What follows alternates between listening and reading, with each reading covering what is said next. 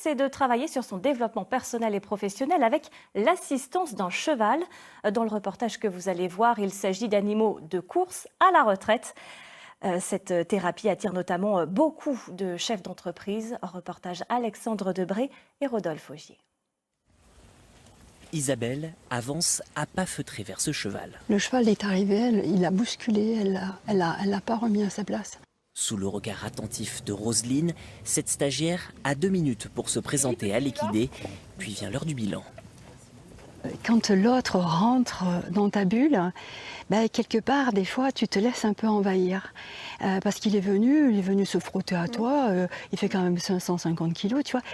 Et là, moi, derrière, ça me renseigne sur le fait que, à partir du moment où tu es toute douce et où tu rentres en relation, des fois, tu acceptes quelque chose de la personne et qui est peut-être pas exactement ce que tu voulais.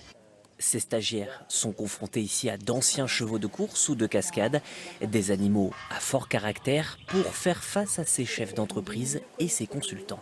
On n'est plus en contrôle de ce qui nous arrive, et contrôle parce que finalement il faut aussi se positionner d'une certaine manière pour que le cheval nous respecte, et mutuellement. Ça fait réfléchir justement, ne serait-ce que son comportement quand on a peur. Comment est-ce qu'on arrive à rentrer en contact avec le cheval malgré cette petite appréhension que l'on a. Avant d'y aller, j'avais une certaine appréhension, surtout que je voyais mes collègues qui passaient.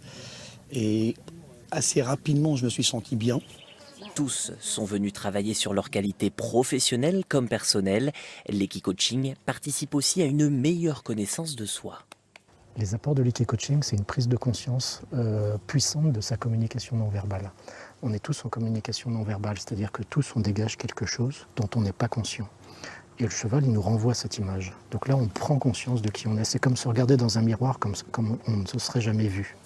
Ni hennissement, ni chuchotement, ce travail d'équipe se réalise par la présence et le regard pour changer le sien en entreprise. Cette belle histoire à lire